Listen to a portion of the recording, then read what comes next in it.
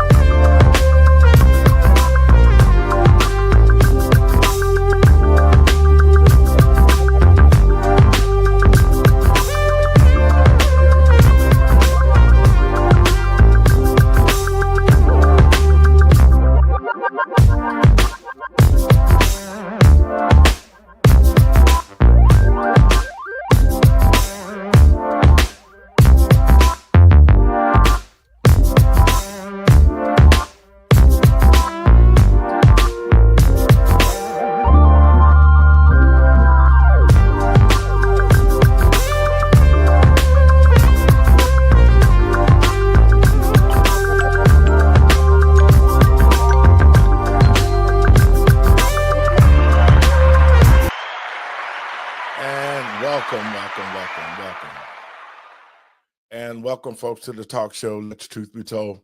I'm your host, Pastor David. First, let me give all praises to God, the great I am, and my Lord and Savior, Yahshua of Nazareth, who made it possible for me to be here, and everybody listening and watching to the show. Welcome. Now, it's a shame that when you do some dirt, it always come back to you. See, what's going on in Texas is just justice. It's called karma. The Democratic Party has always been deceiving to the American people and to the voters, and they're always using deceptive tactics in order to be able to win elections. Now, there's so many things that's coming out with Russiagate, Hillary Clinton, Barack Obama, Bill Clinton. These things have always been in place, and it always has been deception when it came to the Democratic Party. But when the shoe is on the other foot, when the Republicans wake up like they have awakened now and started to deal with the Democratic Party the way that Democrats have done with the Republicans, they cry foul. Now, all of a sudden, all of the deception that we saw with Barack Obama and Russiagate, him lying, cheating, they've been stealing, they have been destroying Black communities across this country. And so when this new redistricting came out, it favored the Republican Party. And for me, that's okay. But you see Democratic leadership fleeing the state. Well, the rotten job that they have done for the American people and the patriots across this country, if I was one of them, I would be fleeing the state too, because they need to be arrested. And that's going to happen. So in saying that, I'm going to get my panel in today, and we're going to discuss what happened in Texas with the Democrats. Let me get them in. Hey, Randy, what's going on? Hey, good afternoon, Pastor Lowery. How are you doing? Good. What's up, Doc and Dre? Hey, how you guys doing? Now, I know y'all been watching the news, and y'all can see what's going on down there in Texas. But I want to say this. They did this in Illinois. Yeah. They did it in Illinois. They redistricted everything. They redlined it. It's so bad that the Republican Party can't win nothing in Illinois. The Democrats have what you call a super PAC. No matter what bill that they want, they can force it through because they did the same thing that the Republicans have done in Texas. So now here we go.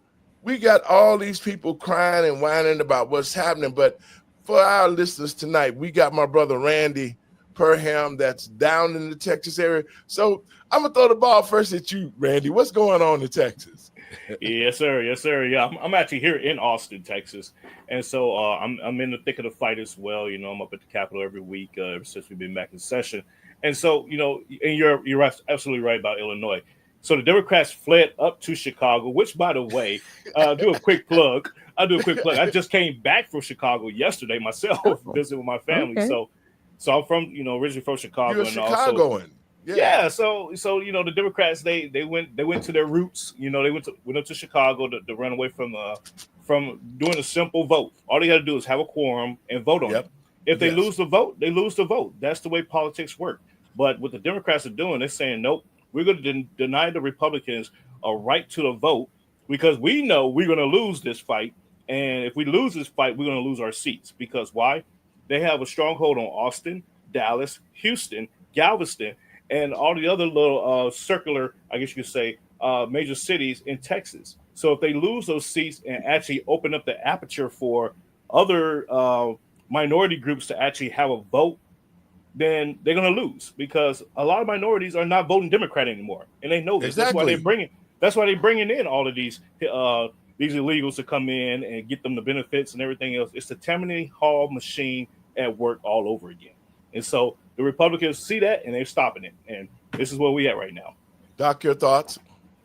Well, I think it's really sad because they're not going to lose once; they're going to lose 3 times. Right?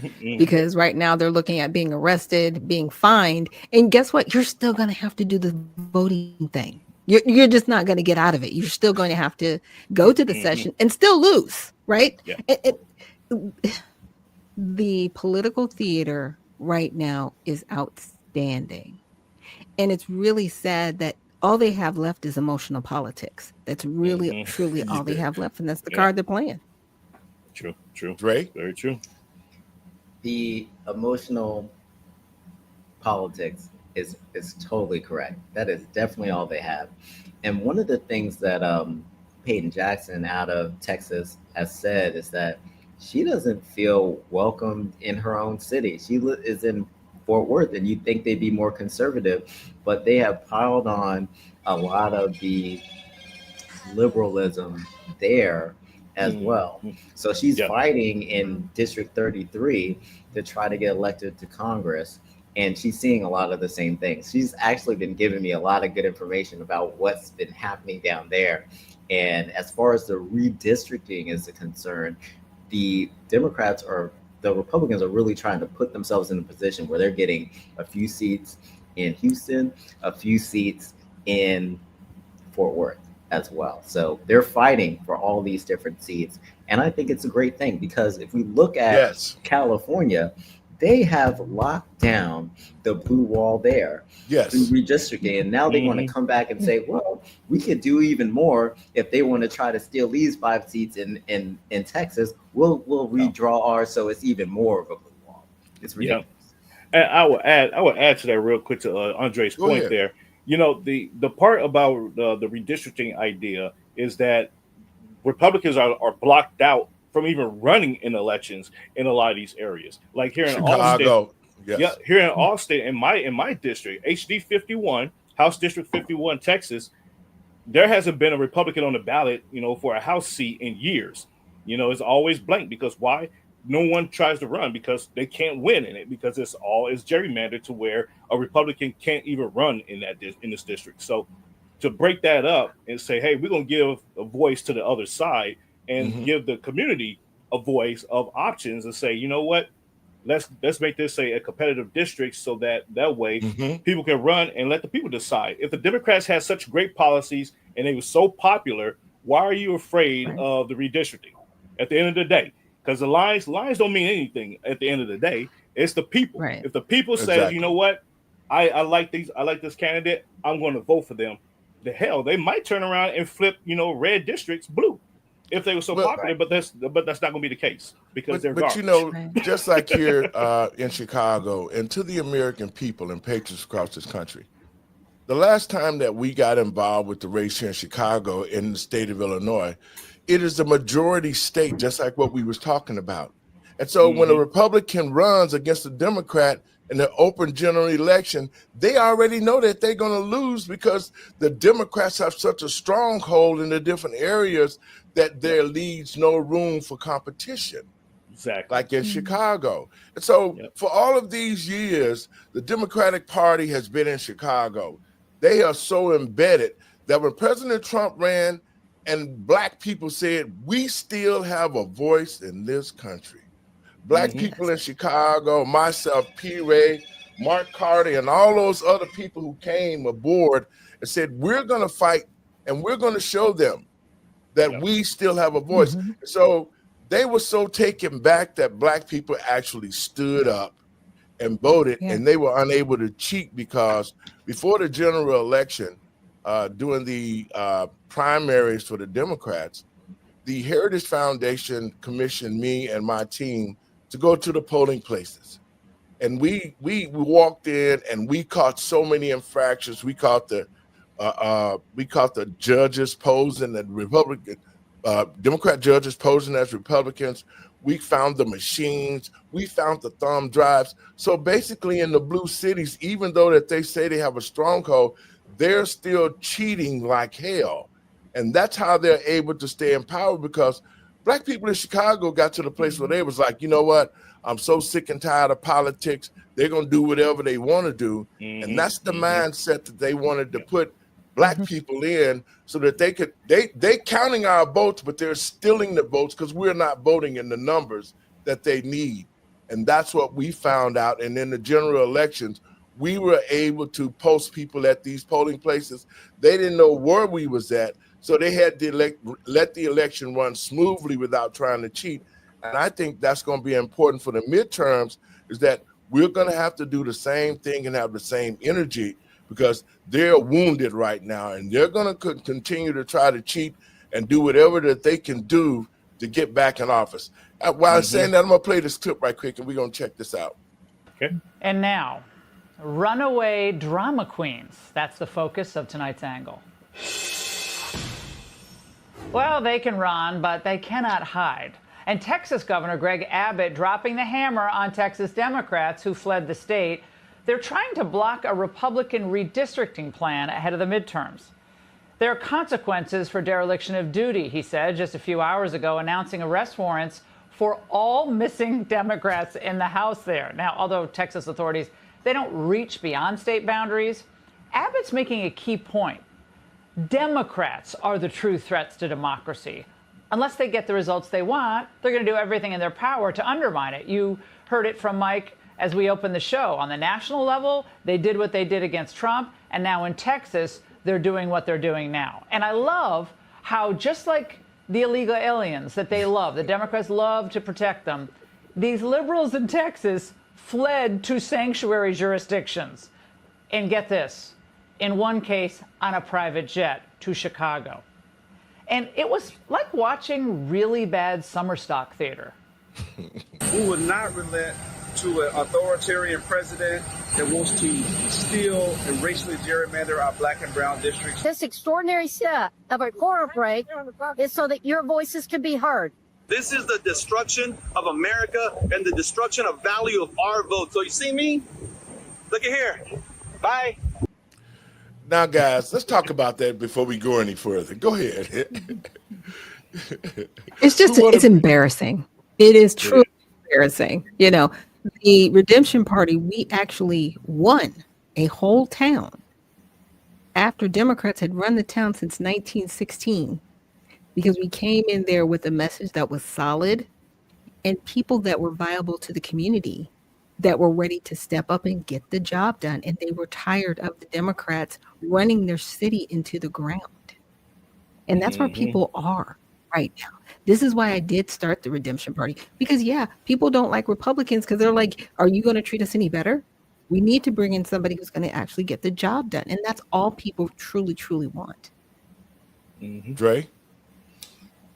Ditto. And what we have seen is more of the same. The Democrats in this situation, they have all the complaints, but no solutions. And I think that the voters are tired of that. The theater of resistance is not getting things done at the state level, because these are state representatives, Mhm. or at the congressional federal level. So the theater needs to end, and we need to get these representatives to work. Randy? I absolutely agree with Andre there, and Dr. Nichols. The Democrats they tend to forget that they represent a district. They represent close to 1 million people. So by them fleeing and leaving the state and saying, you know what, screw this, I'm not going to do my job, and screw you people, I'm not going to represent your interests in this matter. Their seats should be vacated. They should be replaced and bring in. It could be a Republican, it could be a Democrat that's willing to do the job of the American people, of the people of Texas, and then from there, let the cards fall where they may. Like I said earlier, if the district is so, if the Democrats are so popular in that district, they're going to win that seat, Yes. regardless of how the lines are drawn. But they know that they're in threat, and Exactly. they keep defaulting back to black and brown people. Black and brown people are tired of tired of you all. Exactly. So stop using us as the the It's tool not working. for your BS, because it's Right. not working. Exactly, it's not working. And, Well- and they're waking up to it. They know that they're in an existential threat right now, and it is what it is. Well, Yeah, to and the Randy- American, go ahead, Dre. And Randy, have we seen anything like this in Texas or any other state before, where they've just kind of vacated their role and fled to another state to prevent a vote from happening? Is this something we've seen Yes. this tactic before? Yes, they did it. They did it back in I want to say it was in 2019, 2020, somewhere around. It was just a few years. 2023. Yeah, it was I wanna say. Texas. Yeah, it was Wow. Texas. They left to go to DC last time It's Texas. to avoid a vote. Mhm. So Yep. this is not anything new with these the Texas Democrats. It's not anything new. Anytime that it's time for them to actually do something hard, they run. So Okay. But well, it you is know it what? is. To the American people and patriots across this country, this is exactly the type of politics that is not good for America. Yeah. Okay. It's The not- real thing of it is they should go and do their jobs, because they were elected by the people to represent the people. And if you lose, then you lose, but you did your job. But to pull this shenanigan to run off, it only goes to show, especially to these black districts. See, these black folks in these Texas districts, their districts don't have economics. The schools are run down. There's no jobs coming to these districts, and these are politicians like Al Green and what's the lady's name? Jasmine Crockett. Yeah, Jasmine Jasmine Crockett. Crockett. Their pockets are getting full off taxpayer dollars.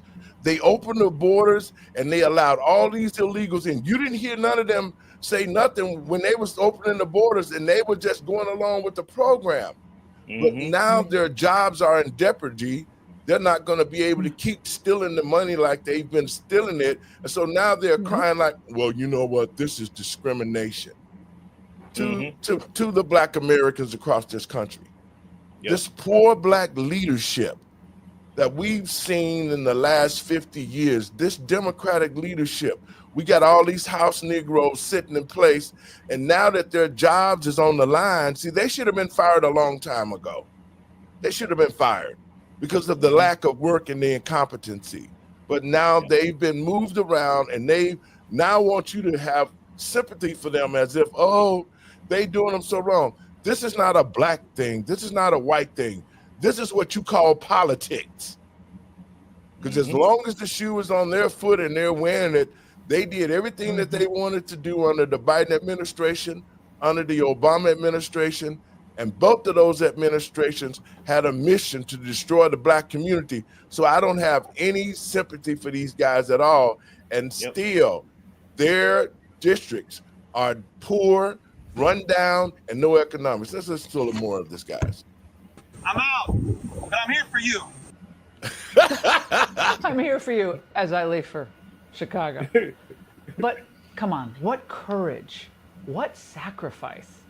This is the last tool that we have to stop Trump. If politicians can simply stop listening to their people, it's over.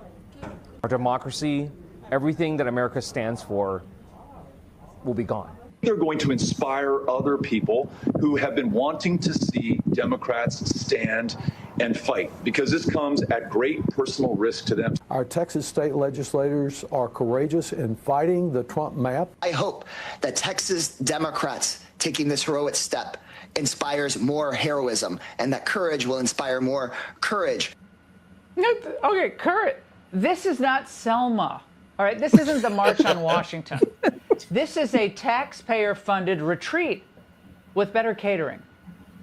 But look, this is all the Democrats have: stunts, play acting, and tantrums for TikTok. Now, a few months ago, they had their anti-Doge tantrums outside the Department of Education and USAID. Then came the scuffles with security outside ICE detention facilities in places like New Jersey. It was all political theater. Then there was Senator Alex Padilla's Emmy Award-winning role of crashing DHS Secretary Kristi Noem's press conference.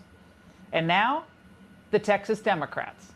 Listen, Donald Trump is a piece of okay, we know that. Yes, he is. Why is he sitting like a dude? But Right. in a functioning Hold up, democracy, I'm gonna stop It's this for a so second. weird because I was like, why is she sitting like that? And you're speaking like, as a lady, you're supposed to put your knees together and put them to the side and sit up properly, right? So the rolls in your tummy aren't showing. I'm just saying, there's etiquette when you're sitting and you're wearing light dark colors. Like, Mom, Yeah. come What on, I immediately represent. noticed, Like, I don't like you, but I'm really concerned. Are you okay? Yeah. I just need to check. Well, Yeah, you know, they all going crazy right Checking now for a friend. because if she loses, when she loses this seat, then there goes her $10 million home on a what, $70-some thousand salary. There goes all the 2 properties that she owned, that she got all this illegal money. And by the way, she was the one that's been running around talking all of this crap like she was invincible. Like the black people just actually supported her when she never realized that in politics, all's fair in love and war, okay? And so now she's trying to pull off the whole charade as if kumbaya, we are being discriminated against and all these other good things. And to me, it's just not working. I'm sort of glad that they're taking her out of there because she's doing nothing for the people in that community anyway. Let's finish her off. I'd be able to get away with this.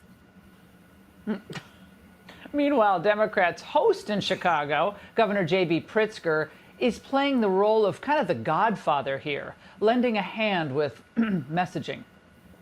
Texas Democrats were left no choice but to leave their home state, block a vote from taking place, and protect their constituents. This is a righteous act of courage. From one failed leader to another. Okay, guys, we got to talk about J.B. Pritzker. See, they came to Chicago because Chicago has already done what Texas is doing. They got the blue wall here that's impenetrable, okay? J.B. Pritzker is leading the country as far as spending money for illegals. We got over maybe more than 1 million illegals here. Brandon Johnson, just in the city of Chicago, have already spent $1 billion or more. That's not talking about what the state has put out. So this is the pot calling the kettle black, because the people here in Illinois hate his guts. And JB, when you watch my show tonight, I'm giving you a prediction. You won't be the governor the next term, so you better be trying to get some friends in Texas, because we're going to ship your fat butt down there. It ain't coming to Texas. We don't want his ass down here either. Go over to New York and California, one of them two. Yeah. But you to your point, Pastor, you're absolutely right. Like I said, I was in Chicago for the last 4 days in my old neighborhoods. I took my wife. I said, let me show you how I grew up and where I lived and all that. It looks exactly the same for the last 30 years. Is nothing had, like, literally the same like can that was crushed in the corner is still there, type of thing. It was so crazy. It was like mind blowing to me that nothing has changed at all. A couple of buildings got torn down. Okay, whoop-de-doo. But all in all, the general state, the economic state of these neighborhoods has not changed in the last 30, 40 years, since I lived there. And it's Well, like, they're worse. what do we, yeah, and or worse, they're worse. They're worse. And it's like, what are y'all voting for? Like, why are y'all keep voting these same idiots back in to keep destroying your communities? Why are we doing this? And so Texas woke up to it and said, hey, we're not doing this no more. We're going to change the maps. We're going to change, how things are ran, and give these people an opportunity for, something better. And it is what it is. Well, and I think that's all over the country. Yeah. In every Black community, there's been no economic development. There's been no changes. The houses are still the same, the way they were 30, 40, 50 years ago. All of this under the Democratic leadership. And I think I know for a fact, that's the reason why you saw in Chicago when Trump ran, you saw Black people standing up saying, we need to do something different. We're not getting money. Our communities are not being renovated, our schools. I mean, so this has been the same thing that the Democrats have been doing in every blue city, every small town. They run it in the ground. Everybody prospers except the Black community, guys. I'm going to play a little bit more of this, and then we're going to move on. This is all they have. Getting in on the Texas Democrats Act is easier for Pritzker than solving his state's problems. Of course, all caused by liberal leadership, including the fact that, sorry, JB, though, 262,000 people have fled Illinois since he took office. And for those Texas Dems who wanted to go a little further east, well, New York Governor Kathy Hochul, her state's doing wonderfully, was ready to take them all in. I cannot stand by and let this happen while Donald Trump and his co-conspirator, Greg Abbott, erode our democracy and drag us toward authoritarianism. This is a war. We are at war. And that's why the gloves are off, and I say, bring it on. We're at war, huh? Imagine if the Republicans were using that language so casually. But this isn't a new stunt from the Democrats. They tried it all back in 2021. Back then, Democrats fled the state to stop an election reform bill. Governor Greg Abbott simply called another special session, and the bill passed anyway. But the voters don't really want political escapism, do they? Because they know they deserve serious leadership. And they're getting it from Trump and red state governors who are getting the job done. So to all those Democrats jet-setting across state lines, enjoy the room service. Because when you return, you'll be right back where you left off. Out of power, out of moves, and out of excuses. And that's the angle. Hey. Okay, guys, let's talk about that. I think it's silly because the whole thing with the map, and people were saying, you're not supposed to really redraw these maps until you have a proper census. So they only saw it as a way to be like, oh, well, we have a different population, because there have been more people outside of people coming across the border illegally. There have been more people migrating to Texas. Right. Yes. And so it's like, okay, our population is getting bigger. We actually do need to make some adjustments. Oh, wow. We might actually be able to pick up 5 Republican seats if, and it's conditional, if people vote Republican in these areas. They already act like it's happened. This is not Trump's map.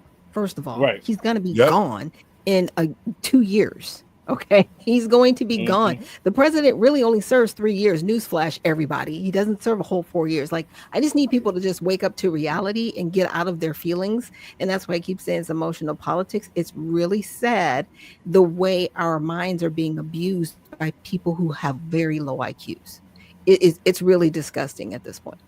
Your thoughts, Dre? Yeah, with the census, we need to stop counting people that are not citizens in the census. Yes. These Absolutely. states are getting over. And Peyton Jackson is bringing attention to this now. And I think that this is something that needs to go to the Supreme Court, because I don't think it's going to be done well at the state level. We need to stop counting those people, because these states are able to open up the borders and then allow these people to be counted, and they're getting more money that can add to their political machine, and more funding to keep that blue wall up. Randy? Yeah, I want to say Marjorie Taylor Greene, she's actually put forth an act. It's called the Make America Great Voting Again Act or something to that measure, but she's talking about just what Peyton's talking about, to actually have the census set up so it separates citizens from people that are here illegally. Yeah, yeah, and you know, to both of your points, you know, the with the census, they're not taking into account that with Texas, we have over 1,000 people moving here a day. That's per day. Over a Wow. thousand people, Literally. Yeah, it's literally crazy. per day. Because we have Samsung, we have what's Tesla, we have so many factories and companies coming into Starlink. Texas. And Starlink, Tesla yes, just got and there. so And and Texas, so they're bringing in their people from California, from Florida, from wherever. They're Yeah, bringing these all people over. in. Yeah. They're saying, "Hey, we're going to pay you to move to Texas to continue work." And so Right. all around here, you have housing projects going up like overnight type of thing. So it's dramatically changing the landscape, both demographic wise and population wise. And so you're seeing a mixture of, you know, Asian people coming in, Indonesian people, all sorts of, you know, different, you know, folks from around the world. They're coming in, and a lot of them are not Democrats. They're like, yeah, this is weird. I'm out of I don't know. So where do I sign up, you know, to get away from this madness? And that's why we're doing Right. this change. So I say all that to say this, that it's going to be a cataclysmic shift for the rest of the nation when they say, you know what, Texas is actually right for doing what they're doing. We need to do the same thing. We need to actually reflect how our population is looking in terms of the representation that is needed. And screw doing it every 10 years. Do it Right. as necessary, because Right. 10 years is too long at the Yes, end of it the is. day. At Right. the end of the day. So Right.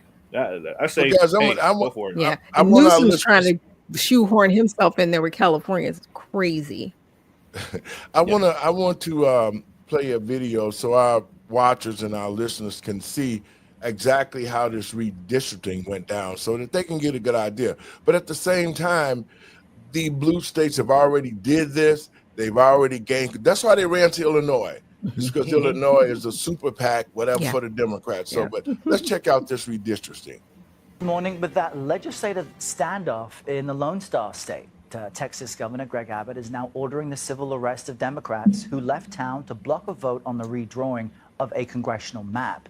Now, the redistricting plan could help Republicans flip 5 seats, you see them right here, in the 2026 midterms.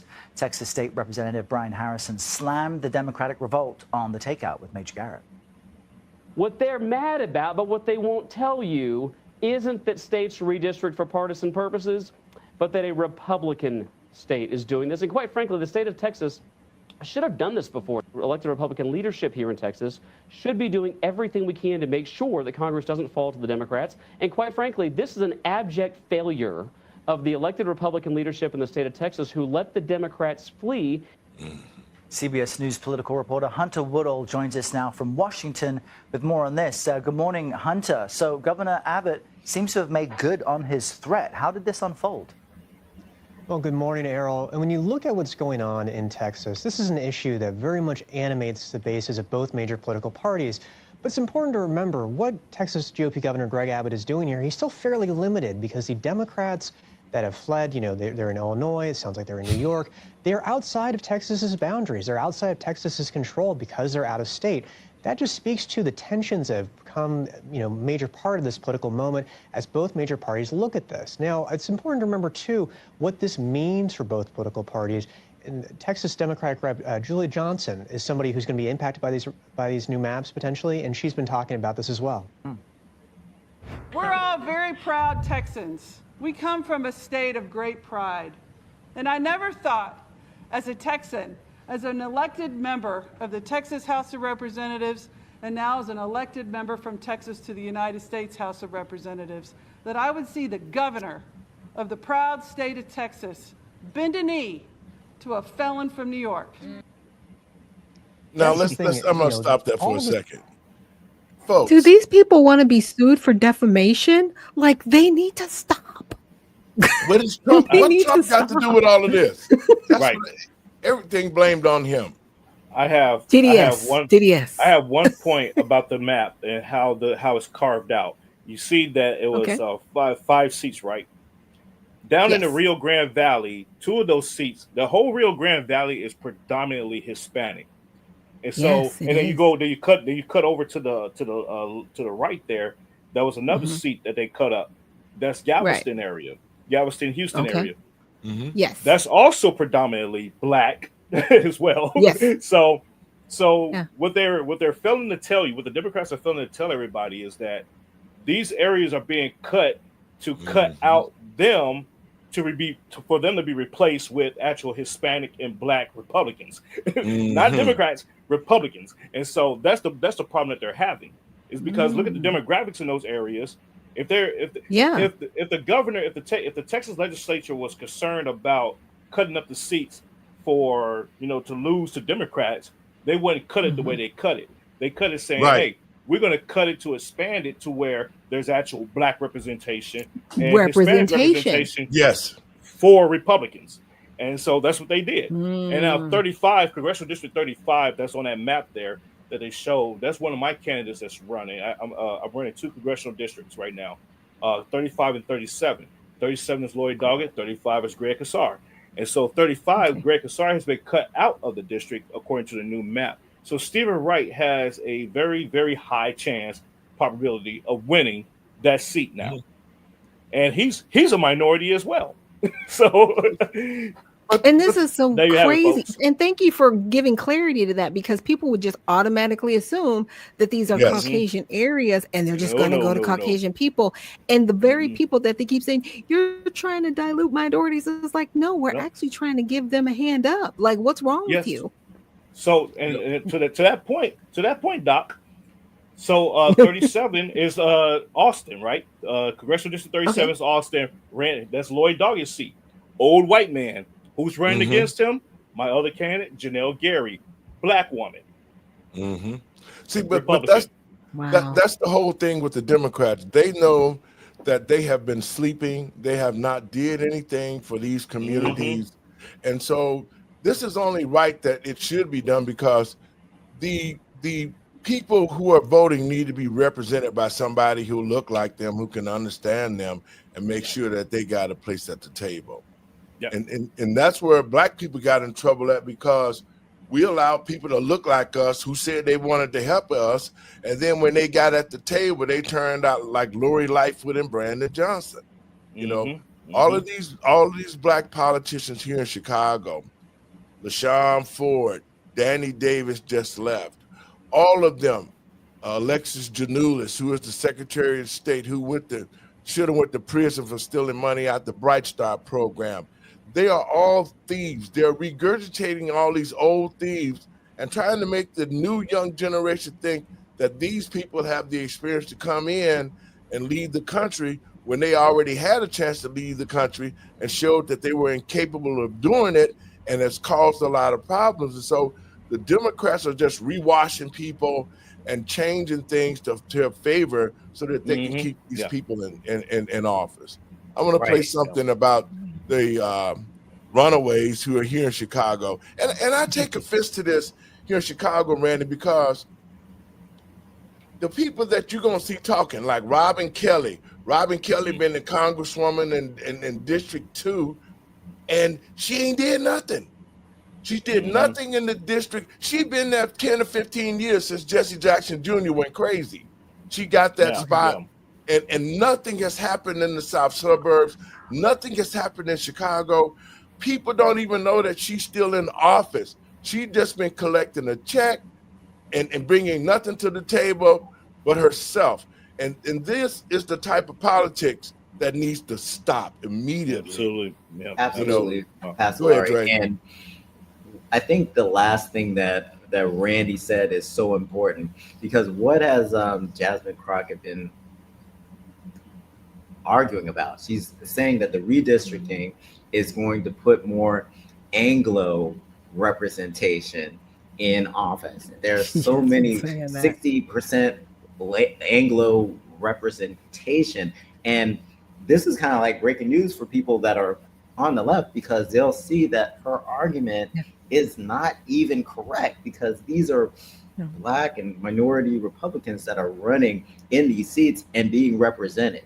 So who's being misrepresented here? I think it's just to show you that it's just another tactic of misinformation. Yeah. Okay, Doc, you want to add something to that before we go to the next clip? Yeah, well, and thank you for your input, Randy and Andre. It's identity politics. That's all they have, like identity politics, emotional politics. And it's really sad because they are really more focused about the party than they are about their constituents. If you hear any of them speak, they never talk about how they're trying to fix things in their area or bring federal dollars to their areas to make them better. They never talk about that. It's only about the party. And that's the most damning thing to me. It's just like you said, Randy, when you came back home, our community has not changed. And to the Black voters across America, when you walk outside your door and you might be a third generation in that community, nothing changed. It got worse since your grandmama was gone and left you the house, your mama gone and left you the house and whatever that they had, and there's nothing there. There's no jobs. You got Abib at the corner store selling bad goods in our stores. You got Ching Chang selling hair. They got nail shops. They doing everything in the Black community. And really, Black people should be offended that we have to go down there and spend our money with them, and then they talk to us crazy. They talk to us like the customer is right. They talk the Arabs when the Black community, they talk to Black people like they stupid, like if you don't do this and do that, you can get out my store, all of that. And that, man, let me tell you, Randy, when I win the Chicago mayorship, just give me about 6 or 7 months as the mayor of Chicago, and you're gonna see our cities change. I can guarantee you that. You can you're gonna see, because just like I'm telling you, I don't care what you say, those businesses gonna be in the Black community. They're gonna be Black people running those businesses.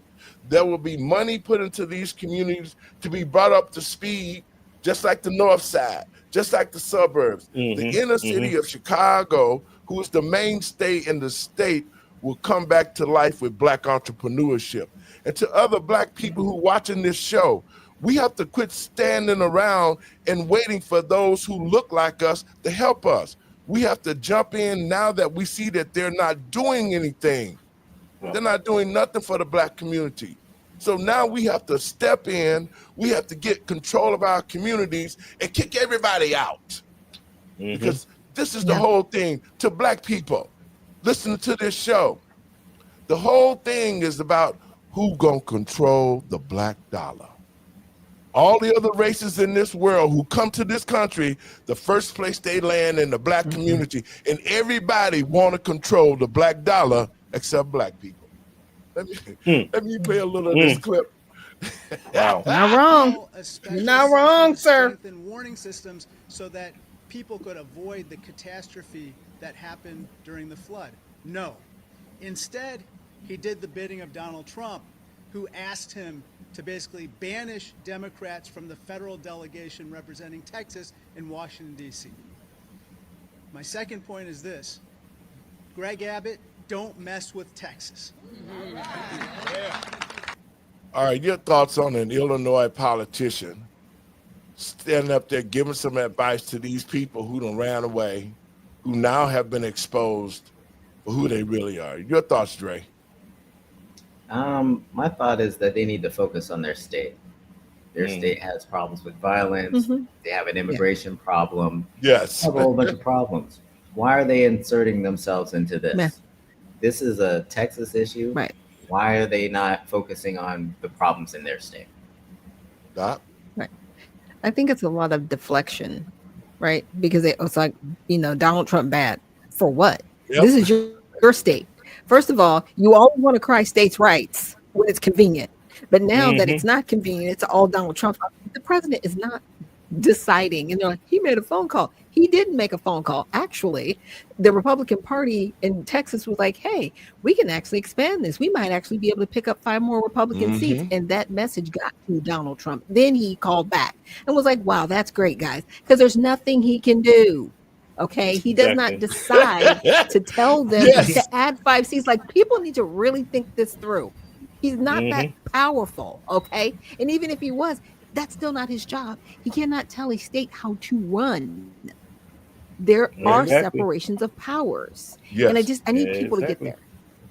Exactmundo. You know, for Illinois, I would tell them to lead by example. If you cared so much that, you know, people are being gerrymandered out of their districts and whatnot, redraw your maps and give Republicans there an equal fighting chance. Then we can say, oh, okay, you know what? Okay, we messed up, you know, because we're doing this. But you're not leading by example. And this will go for California, New York, Maryland, you know, all these blue states that have gerrymandered their state to where Republicans don't have a voice and can't win. Illinois is a supermajority state. California is a supermajority state. Why? If you actually cared about the representation of the people and giving people a voice, make it competitive. Make all your districts competitive, and let the people decide on who's gonna run the state. They won't do that because they're full of, you know what? Man, you know what? and check this out, right? You know, when I saw this guy Al Green from Texas, he was complaining to Trump, and he got kicked out the inauguration. What did he got kicked out at the inauguration? State of the Union. State of the Union. State of the Union, right? Okay. But when I did the work on his district, when I went and looked at Mr. Al Green, not the singer, because this Negro can't sing nothing but the blues, okay? He has done literally zero. And to Black Americans, these are the type of Negroes who have been in office like Maxine Water for years on top of years and watch our community die. And watch it totally die. And then soon as their money about to get cut off, they running around saying stuff like this. America, because if they succeed in Texas, they will take this to other states. They will take this to the county court level. They will take this to the commissioners, the school boards. They will take this across the length and breadth of the country, but they'll do it if we only stand by and watch them. But if we take a stand, we can stop them. That's what we're doing today. We're taking a stand, and we're going to prevent them from going forward in Texas. Okay, all right. So, guys, your thoughts on this brother right now, because he's weird. He's just weird. First of all, he's at the federal level. He's not at the state level. Yes. Again, they're being very disingenuous because actually this does uplift minorities that are in the Republican space. They're just not in the Democratic space, but that is still an if. Just because they're given 5 new districts and they say, okay, we're giving Republicans a chance. What if it turns over and they all vote Democrat? That could happen. See? There's no guarantee that you're going to keep the seats in these districts just because they've been redrawn, but that just lets you know how bad the Democratic Party is doing. Well, I think everybody has seen the covers off the Democrats. You know what I'm saying? Especially to the Black community. What we saw with Barack Obama, we know his agenda now. Black people hate his guts. He is so irrelevant in this country right now when you start talking about Black people, because I'm still offended by the fact that he would tell Black families that their sons need to have a gay person in their lives to tell them how good their father is. That's a bunch of bullshit, man. And that was his agenda. That was his agenda across this country. And Black people, especially Black men, we should be up in arms that we got deceived. But Barack, we got you. We got you. We know what you did. So we're going to be good with that. But this is part of the revolt to the Democratic Party, that Black people are leaving the Democratic Party in droves. Because I can tell you this, during the midterms, Black people ain't thinking about the Democrats. We're not voting for the Democrats. We're going to vote for the person that's going to do the right thing for Black people. Now, I would love to see a Black candidate that's going to really do something, but we need to pick the person that's going to be the best person in these positions not to help the party, but to help the people. Here y'all girl go. Let's see what she's talking about. Unlike those that serve on the federal level and are Republicans, as well as those that serve in our current Supreme Court and happen to have been appointed by Republicans, as well as those that serve in the Texas House right now and happen to be Republicans. These are people that understand what it is to be a representative. They understand their constituencies, and instead of trying to stomp on them, they want to do everything that they can to stomp for them.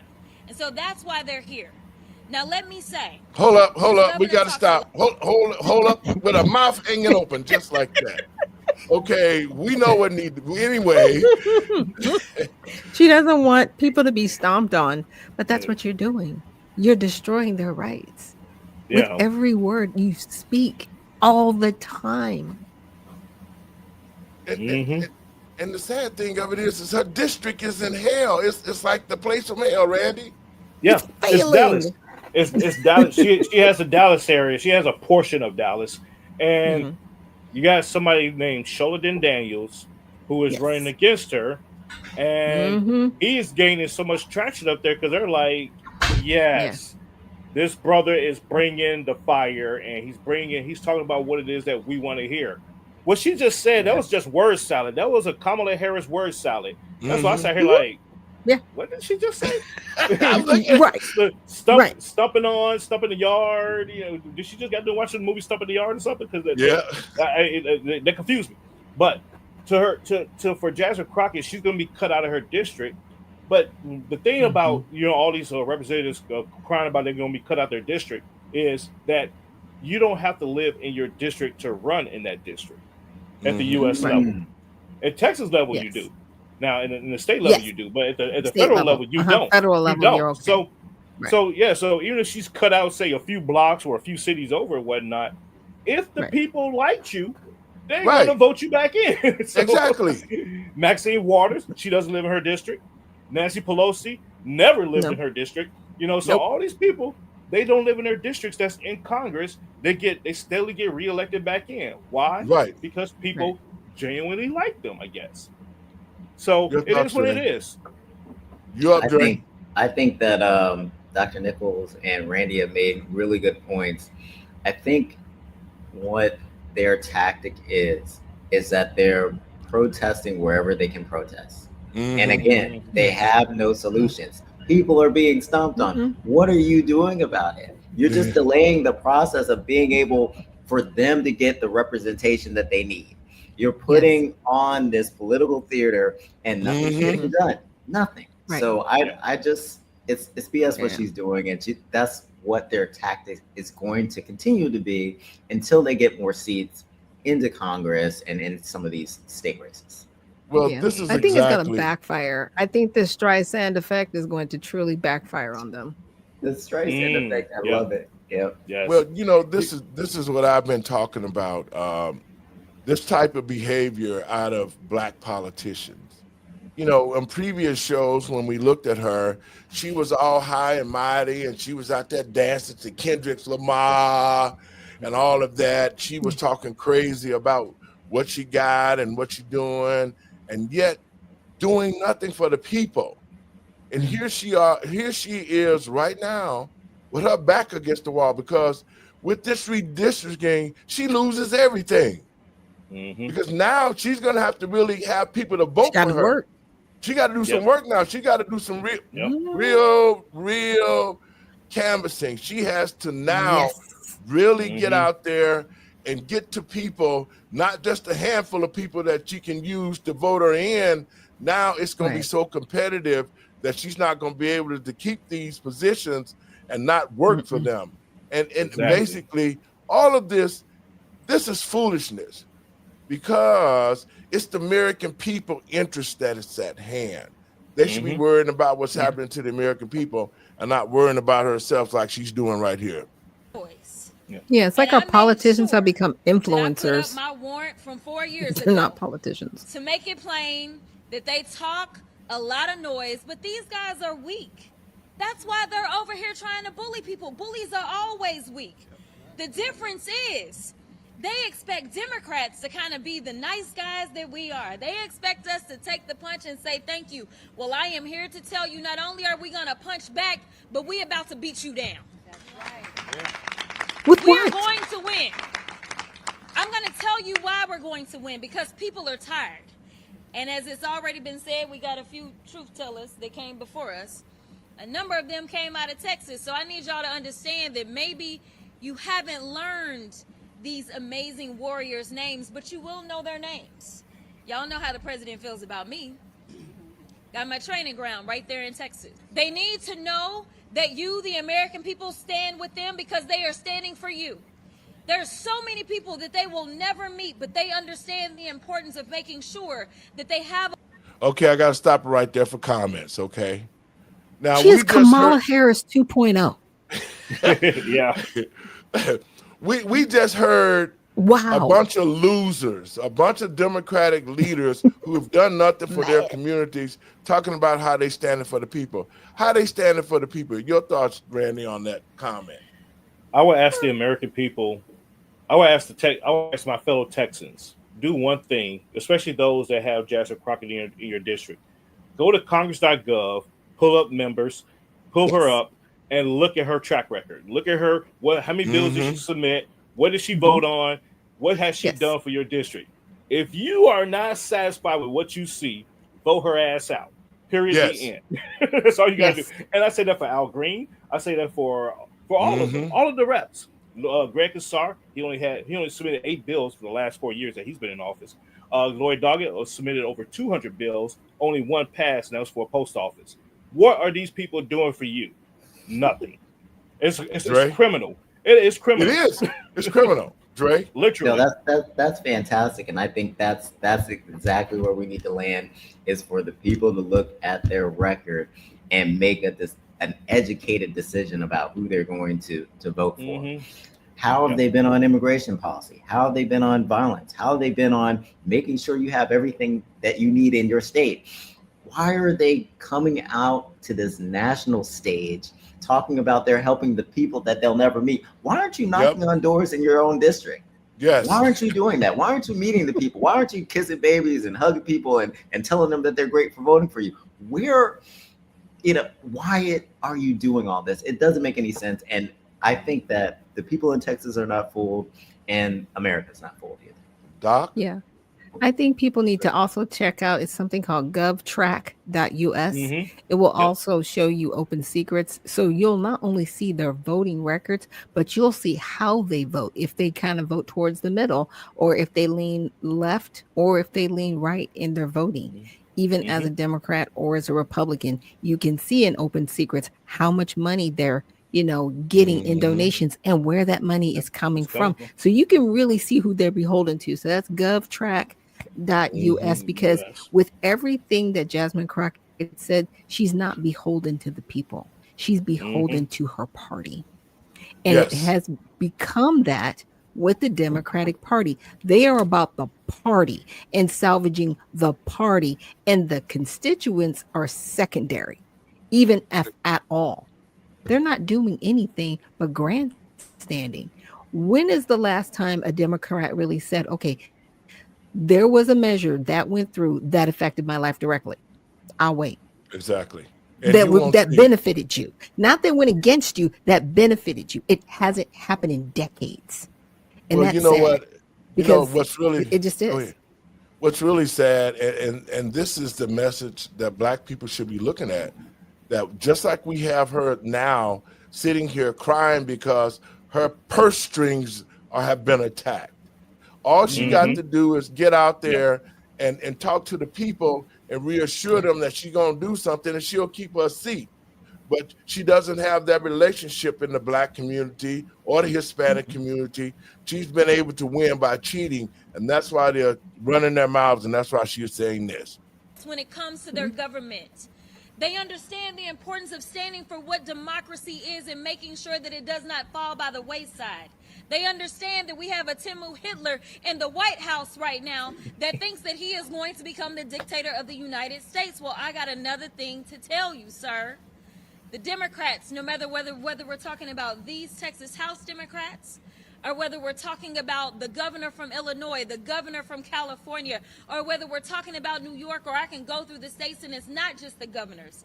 It is the state houses. It is the state senators. It is those congressional delegations that are saying, do what you got to do, and I will fight, and I will win, and I will earn my seat back to the people's house in D.C. I am here to tell you that time is up for playing in our faces. The Democrats are not going to stand for this any longer.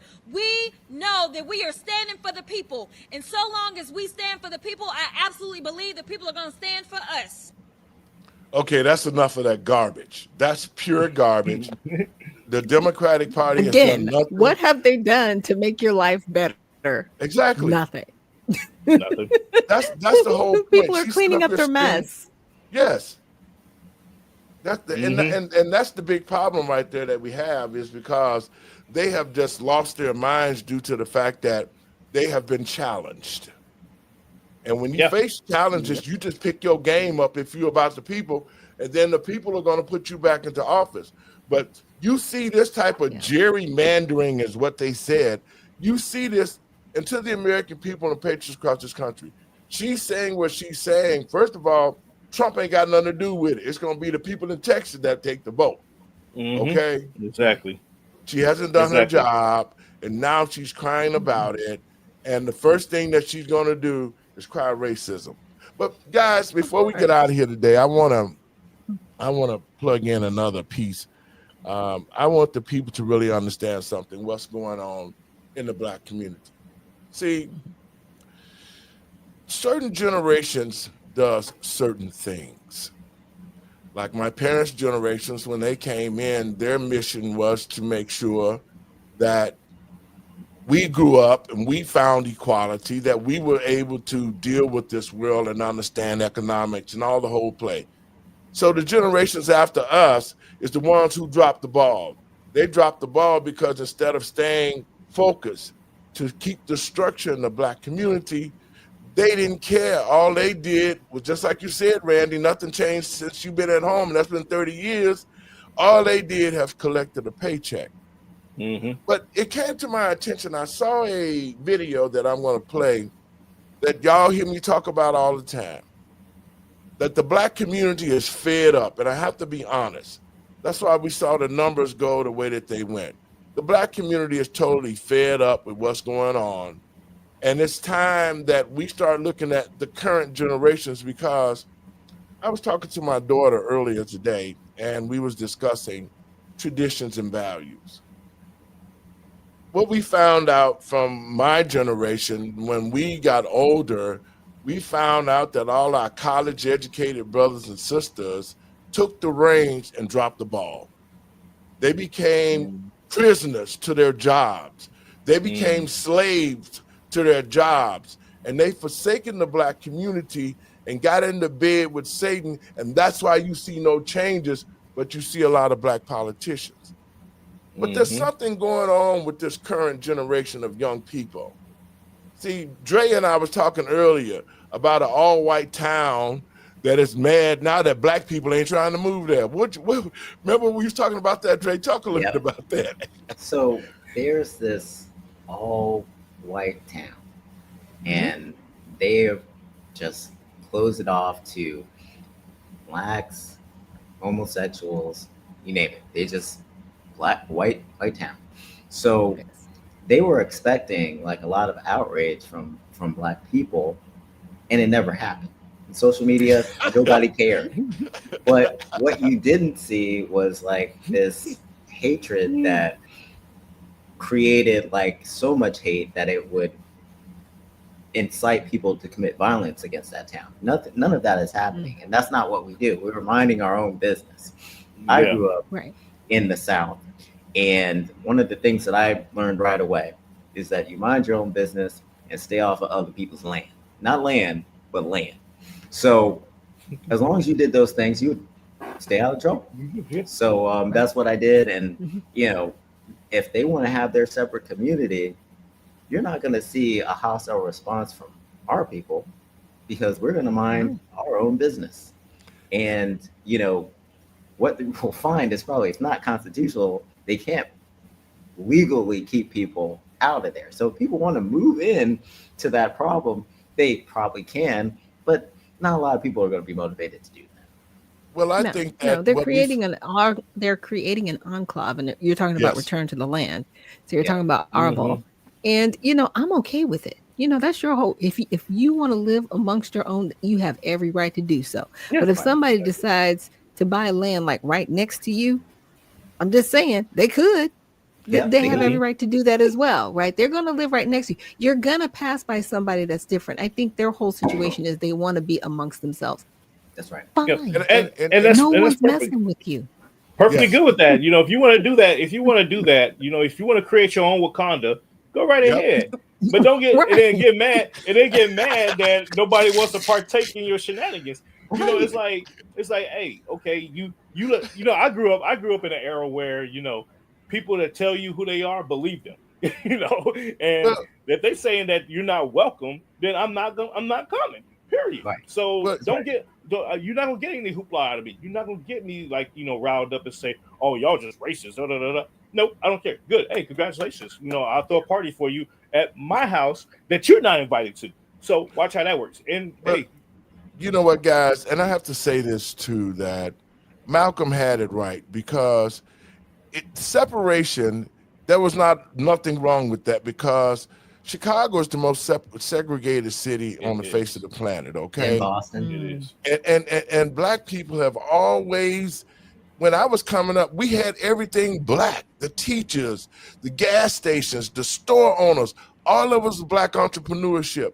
And I think Yep. this Hmm. current generation is looking at it as if we don't want to force ourselves on white people. We don't want to rush to their communities. We want to build what we have. And I think this current generation that's coming up, my granddaughter's generation, they need the type of guidance so these things can happen. But I want to play this clip so that this speaks volumes about what's happening to us in this country. And I want us to talk about it, guys. What's good, Aspera News Channel family? It's your girl LaSherica, back with that weekend heat, and I'm about to keep it all the way 100. Shout out to everybody tuning in around the world, whether you chillin' at the crib, handling your business, or just here for the real, this one's for you. Today, I got a topic that's got folks big mad, bothered, and straight up nervous, especially in white America. We're diving deep into why delineation by black Americans got everybody clutching their pearls, raising eyebrows, and calling for security. You ready? Let's get into it. You know what's wild? It's 2025 and you say one little word, delineation, and suddenly folks start squirming in their seats like somebody found the group chat receipts. That's right, baby. Today we talking about why black Americans drawing our own lines, defining our own lane, and standing up for ourselves got the whole block, including white America, losing their minds. Delineation ain't just a buzzword, it's a boundary, a warning, and a flex all at once. Now, some people get big mad, some get real nervous, and others try to gaslight us out of our own truth. But let's be crystal clear. When black Americans start making it known who we are, what we built, and what we're not gonna accept no more, it shakes the whole status quo. The question is, why does drawing that line bother so many people, especially in white America? Why does our self-definition feel like a threat to the establishment? Buckle up, because we're about to break it all the way down. Let's get right into it. For centuries, other folks, especially white America, have loved nothing more than slapping labels on us. Colored, Negro, African American, person of color, you name it, they handed it to us. Every label came with a set of rules and expectations designed to box us in, erase our real history, and keep us from seeing just how much we've done for this country. But now we're snatching the mic. Delineation means we decide who we are, we decide what our culture is, we decide who gets to speak for us and who doesn't, and the minute we start defining ourselves, it takes power away from the folks who've been running the narrative. See, the power to name is the power to control. That's why white America and a whole lot of other people start panicking when black Americans say, hold up, we are not a monolith, our story is unique, our lineage is distinct, our experience is not interchangeable with anyone else's. Because when we reclaim that power, all those old games, divide and conquer, confusion about who deserves what, fall apart. That's why folks get so bothered. It's like watching somebody change the rules in the middle of a game you've been winning for 400 years. Suddenly, you gotta play fair, and some folks do not like that.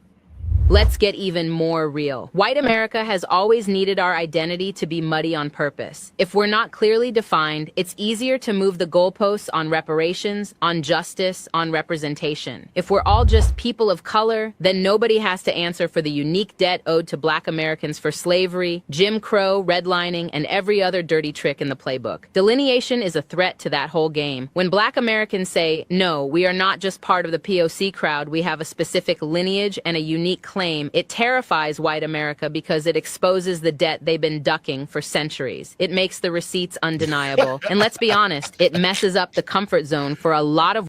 Okay, guys, I want some comments. Is she lying or is she telling the truth? She's telling the whole truth. She really is. Yeah. Yeah. I just wish they wouldn't have used AI, because obviously that's not a real person, because they weren't taking it's real totally breath. not a real person. Yeah. However, the That's message. Scott. I forget his name is Scott. He uses that one. No, go ahead. Oh, okay. Yes, that's right. The message was sound. And if we look at Back of the Hiring Line, the book that was written by Roy Beck, he does delineative history. He looks at the descendants of African American slaves, former African American slaves, and he looks at their history in immigration opposed to the rest of the diaspora.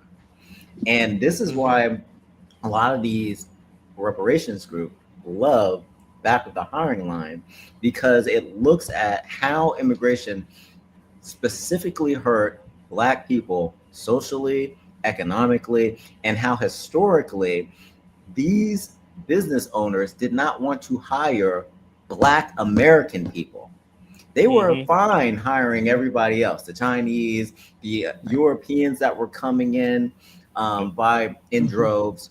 But this set us back economically. And that history being out there really changes the game. So when you have Pan-Africanists reading Back of the Hiring Line, they instantly have a problem, because why isn't Back of the Hiring Line looking at the entire diaspora? Because we have a different take than the Congressional Black Caucus. Your thoughts, Randy? I would say this. I look at it like, you got the foundational Blacks who have been here, since slavery. Then you have Africans who know that when they look at a Black American, they say, you know what? He might be part of my lineage. He might be, from my town. He might be from my country, type of thing. His family or his bloodline, type of thing. And they avoid us. That's the funny part. If you ever go out in the streets and you get amongst into an African community, they avoid us. And so you transpose that to white Americans who look at us and say, you know what, they're not exactly American, but they're American enough because they're a foundational Black person who has integrated into our society. I have to still reject them, from a standpoint of just reparations talk and all this stuff. But I always tell Black folks, I say, if you're looking for reparations, look at the motherland, look at where it started from, and then have these two folks talk to each other and work it out. Because we're gonna stay out in the cold as long as we keep pushing for that fight, because it's not gonna happen. So the idea of the delineation is like, we're always gonna be in this conundrum until we decide that we're gonna collectively come together as both foundational Blacks and collectively as both all three communities, and work it out. It's always gonna exist, but we're not gonna have that conversation because no one is serious enough to have that conversation. Yeah. Well, I've been thinking about for a couple of weeks, and there are lineage-based Americans, right? I can trace my family back to the 1700s, so I am pre 1776, before the Constitution. And I really do think in this country, in the United States, nobody should be able to run for any seat in office on the local, state, or federal level unless they can trace their family back to pre 1776. And the reason is because people don't have respect for our country. Africans do not have any respect for the United States. They never have. And they have guilt, because there are those of us that were literally sold by other Africans and put over here. And we are the bastard children of that land. They left us. They didn't come over here and fight for us. They sold us. So they Yes. have no rights to anything on this soil that was built ever. Okay. Well, you I've know dealt when with you Africans. They hate us. I well you dated know one. oh, I'm just yep, saying. Look, there it it goes is. deep. Well, when you start Yeah. talking about it, my sister married an African guy named Joseph, and it was a type of marriage that was done to keep him in the country. So, I get a call, and my mom's like, "Your sister got married." I was like, "What?" She was just single, but anyway, they felt the Africans felt that they are better than us, even though they're here in the United States. But more importantly, if everything was so great in Africa, why would you come to America? Why, as an African, have you come to America and whites in South Africa took over the rich part of the land and all of those things? Why haven't the Africans who came in unity and got their land back that's been taken from them blatantly, but yet you in America talking to like, we so stupid and we don't understand the process, but you done left the motherland to come here because you had no rights in your own country. I'm gonna play a little bit more of this. Who would rather keep everything surface level and blurry. The whole "we're all in this together" speech works as long as nobody asks, together for what or together for who. Delineation says, we see you. We know what you owe. We know our value. We're not getting lost in the sauce. That's why white America gets nervous. They know that a clearly defined group with clear demands is much harder to ignore. You can't dilute our claim, and you can't silence us by folding us into some big, vague umbrella. They want Black Americans to stay in that ambiguous space where they can perform a little diversity and inclusion without actually doing right by the people who built this country for free. When we delineate, we make it impossible for them to play that game. Let's keep it 100. Delineation puts the spotlight on accountability, and nothing makes the establishment sweat more than being forced to pay what they owe. White America knows the second we draw those lines, the clock starts ticking on all that unpaid debt, reparations, policy change, equity in every sense. When we delineate, we make it clear. This isn't about handouts. This is about justice. This is about return on investment. A lot of folks would rather keep us in a state of confusion because confusion is cheap. But delineation means no more passing the buck, no more pretending we're all the same and everything is just history. White America gets nervous because they know delineation is a demand for receipts, not sympathy. They know the minute Black Americans organize around lineage and clear identity, there's no hiding behind diversity statistics or photo ops. The question changes from how many minorities do you have, i.e., to what have you done for Black Americans specifically? That's a question that makes boardrooms and city halls real uncomfortable. That's why they want to water down the conversation with everybody else's struggles, so they never have to answer for what they did to us and what they owe us. White America's favorite play has always been divide and conquer. Keep us fighting over crumbs while they feast at the big table. For decades, they've imported confusion, set up hierarchies, and encouraged beefs within the Black community and between Black Americans and other groups. Delineation wrecks that game. When Black Americans say, "This is our line and we're sticking to it," it makes it much harder to run the same old trick. Now, what we just saw a few minutes ago, I'll give you guys a comment on it. What she's saying is so correct. But when that photo went by of that burnt town, that was the Black Wall Street. That was in Tulsa, Oklahoma. The Black engine, economic engine that had Black people in a whole different mindset in this country. And I keep saying it. Yes, Black people do deserve reparations because we have built this country. But at the same time, we have to look at how things have played out. And had the Black Wall Street had still been in power, our communities would be in a different situation here in the United States because we would own much more of this country. We would have our own laws because we would have been self-sufficient and taking care of ourselves. What's your thought on that, Randy? You're absolutely right. I look at throughout history, going further than Black Wall Street. I look at Reconstruction, and a lot of people forget about Reconstruction and how that played out. It was our ancestors that laid down the foundation for ultimate Black success in America, and then you had nefarious players, both white and Black, and Mhm. Chinese that came along, and Native Americans and Indians. They came along and they disrupted that, and we allowed it to stay disrupted. We never tried to correct the course. And then you look at W.E.B. Du Bois that came along, and he started talking about the talented tenth. He said, "Hey, we got to get these Mhm. educated folks and get them reinserted back into society after they go off and get educated and everything else. Reinsert them back into society so they can relay down that foundation." Marcus Garvey came along and said, "Okay, yeah, damn all that. Let's go back to Africa." That failed. And Right. so Yeah.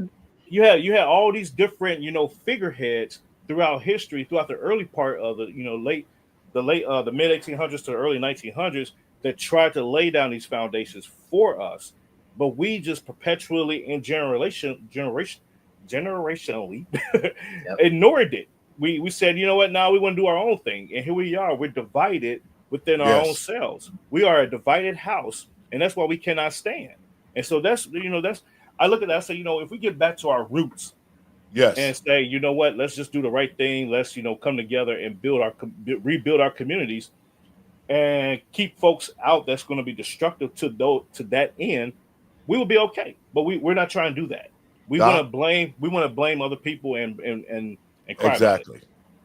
Doc. We actually need to go back to the legislature, because between 1865 and 1867, we actually do have legislation that was written that did state that we Mhm. are a protected class. It did state that you are not supposed to institute anything at the state or federal level that goes against this particular community specifically, and they were Mhm. referring to freedmen. If you go back Yep. to the 1865 Emancipation Proclamation itself. So we never should have suffered any of the harms that we are suffering because there was actual legislation. But unfortunately, due to the fact that the Confederate Army had been pardoned and released, they became the judges, the police officers, the legislatures, Mhm. and they denied us freed people those rights that were into existence. If you go back and you look at, wow, there was a time in Reconstruction where there was peace amongst everybody. There was no Mhm. slavery, but there in Yes. certain states there was slavery going on. That's where you get the 1619 Project, right?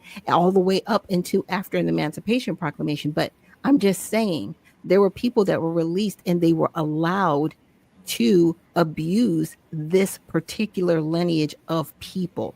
That's the Mhm. repair.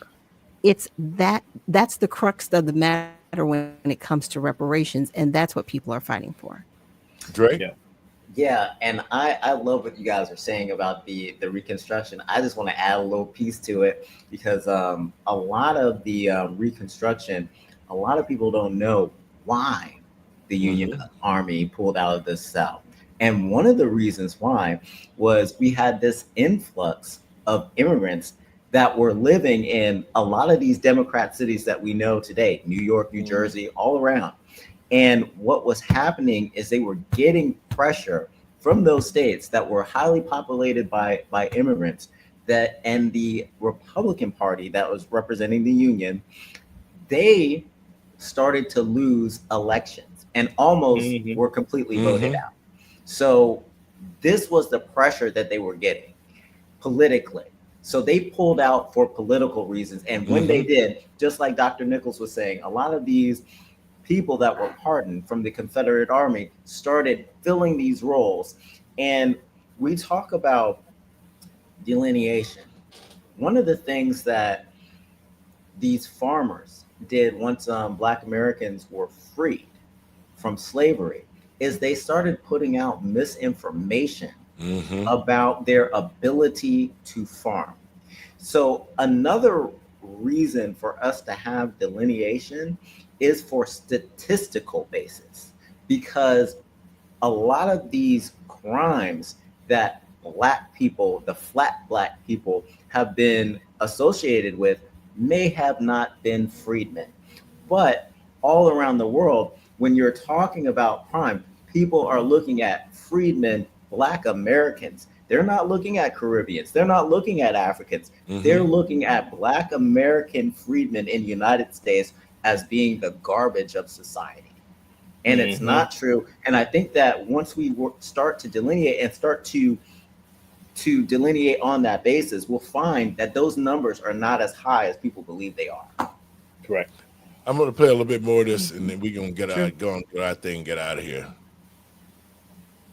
Black Americans say, this is our line and we're sticking to it, it makes it much harder to run the same old tricks. Suddenly, you can't pit us against each other as easily. You can't dangle fake promises in front of everybody and expect us to fall for it. They get nervous because delineation creates unity, and unity is power. When we're clear about who we are and what we're owed, it makes every other tactic, whether it's identity swapping, fake alliances, or performative support, less effective. This scares the establishment, because a united, delineated Black American group can't be manipulated with the same ease. You can't sell us out one by one when we're all on the same page. That's a direct threat to the old order, and it's why so many folks, especially in white America, start clutching their pearls the minute we start talking lineage.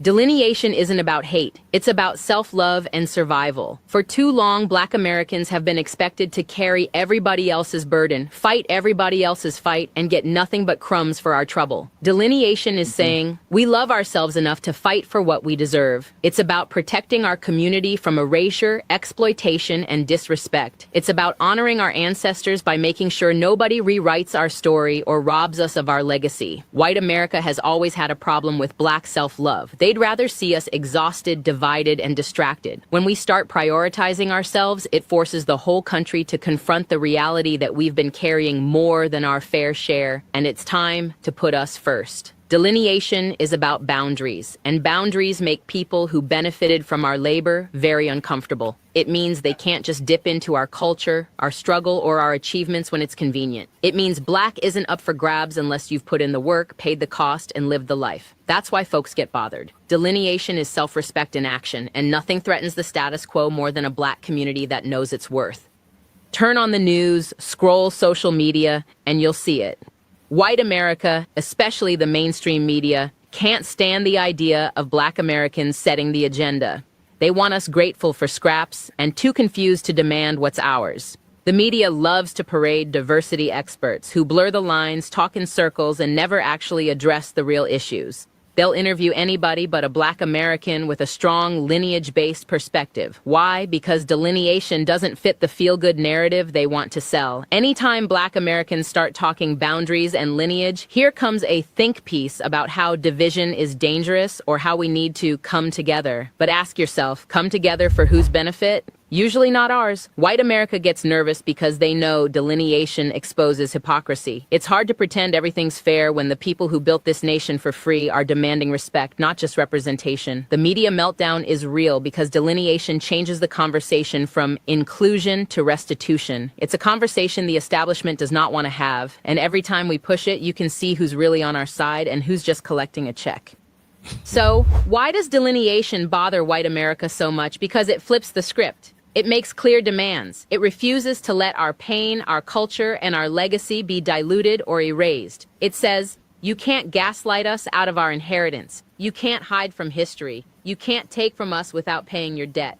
Delineation threatens comfort zones, disrupts business as usual, and demands that folks who've gotten fat off our struggle finally show up and show out with receipts. It's a direct challenge to the lie that America has been telling itself since 1619 that everybody's equal, everything's fair, and nobody owes anything. White America gets upset, bothered, and nervous because delineation closes loopholes. It ends the free ride. It forces conversations that have been avoided for centuries, and it puts Black Americans in the driver's seat deciding who we are, what we want, and how we're going to get it. At the end of the day, delineation is not about exclusion. It's about recognition. It's about refusing to disappear into the background. It's about getting what's rightfully ours and protecting our community from the vultures who've circled for far too long. That's why you see so much pushback. Because when Black Americans delineate, we make it clear. There's no more hiding behind buzzwords, diversity initiatives, or empty promises. The debt is due, the game is up, and we're not asking, we're telling.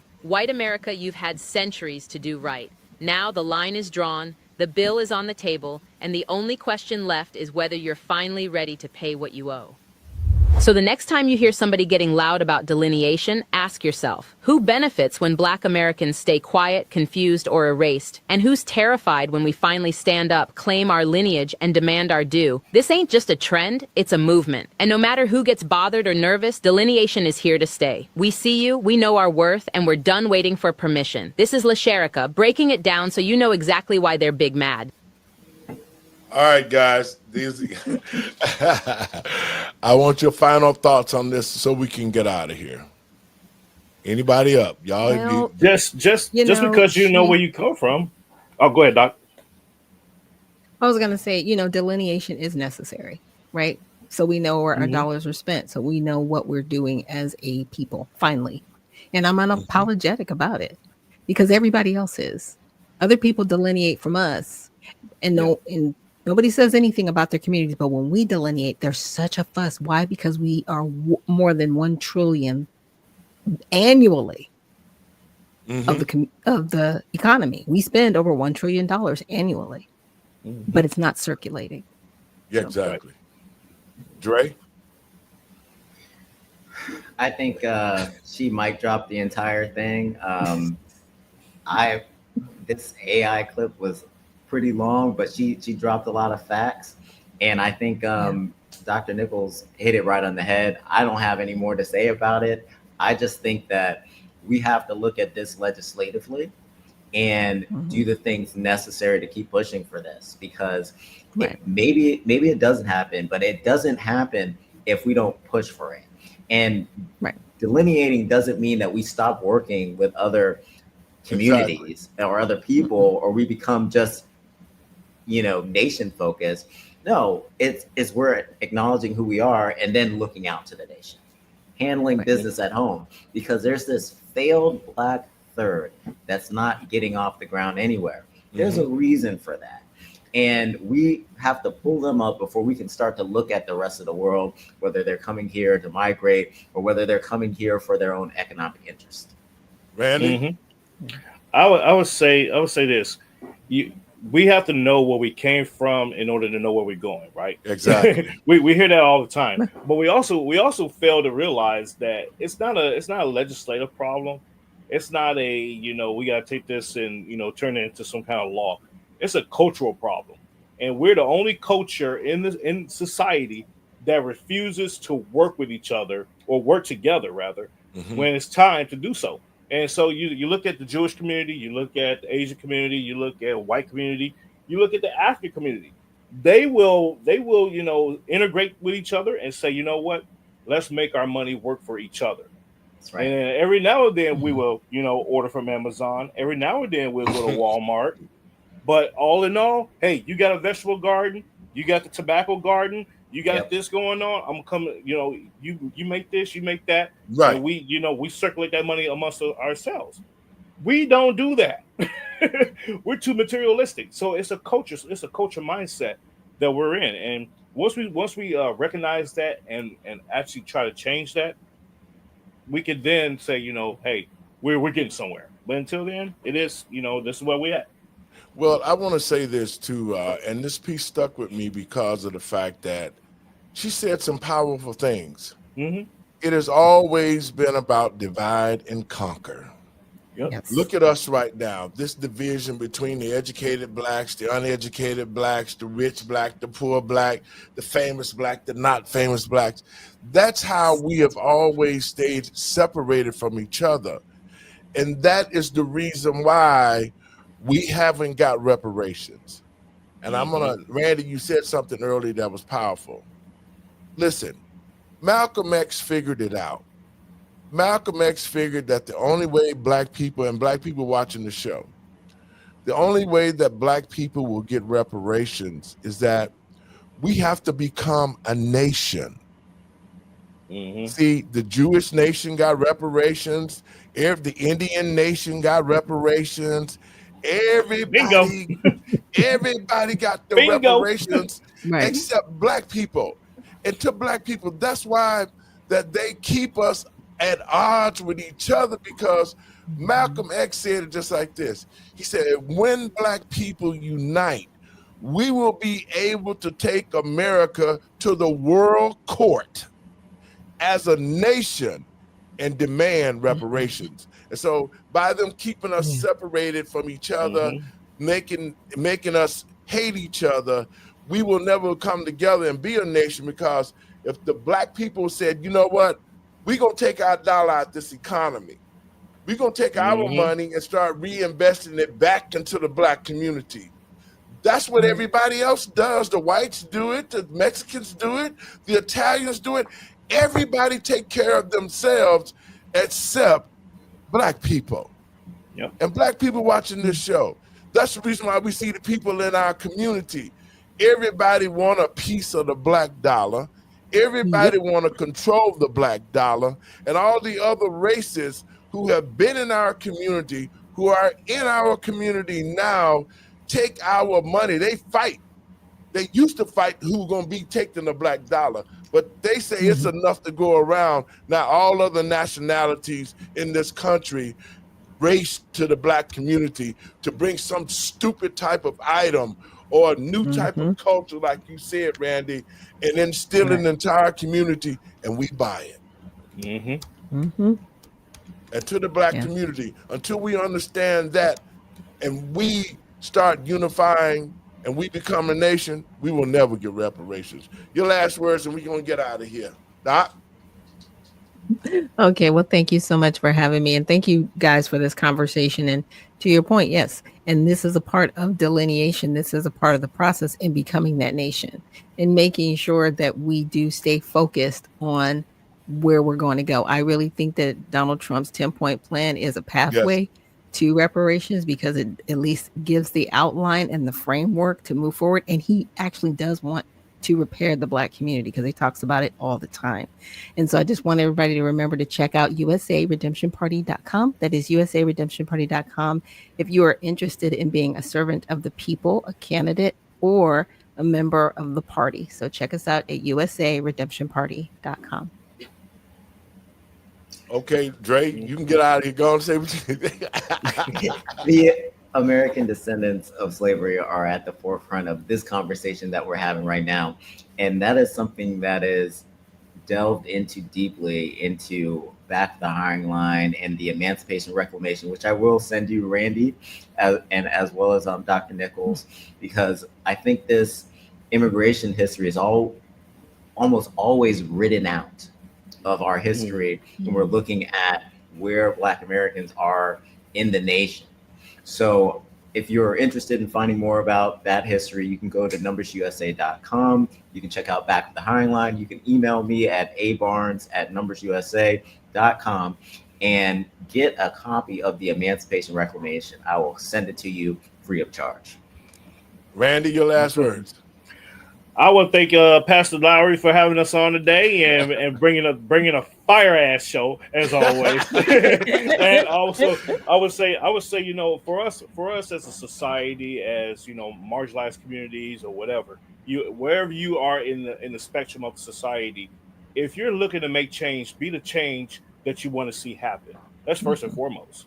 Before you can do anything else, you gotta lead by example. And so I would just say, you can follow me at rperm on all social media. That's RPURHAM. rperm.com. You can check out my content there, and you can most definitely catch my show on Mondays and Fridays right here on Let the Truth Be Told Network, Permanent Associates. And with that being said, ciao, ciao. Thank you guys, and thanks for showing up. And we're going to continue to do this so we can get everybody welcome to our network so that you can watch these great shows. We'll be talking soon, guys. Thank you so much. Thank you. Folks, I want to thank you for tuning in. We ran a little bit over, but I felt that it was necessary for us to put information out there to make you think. These are my last words. To the Black community across the country, we can see clearly with our eyes that it was the Democratic Party who has destroyed our communities. They made sure that our communities did not grow. They made sure that our communities did not have economic development. The Democratic Party, in conjunction with Black people who do not love Black people but want to use Black people, have been destructive to us, our way of life, and our culture. And to the young generation who watch this show, I understand totally how you feel. And my message to you is this: we must learn a different way to express ourselves. Even though there's things are going wrong, we must address them in a proper manner so that we can get good results. So to this young generation, if you need advice, if you need or have thoughts about how that you can get involved, go to our website, letthetruthbetoldradio.com, letthetruthbetoldradio.com. You can contact me at 708-663-5262, because moving forward in our society, the only way Black people are going to be relevant and express the fact that they want reparations for the work that they've done in this country, then we must unite and become a nation. God bless you. Let's make this country great again. Peace. I'll see you tomorrow.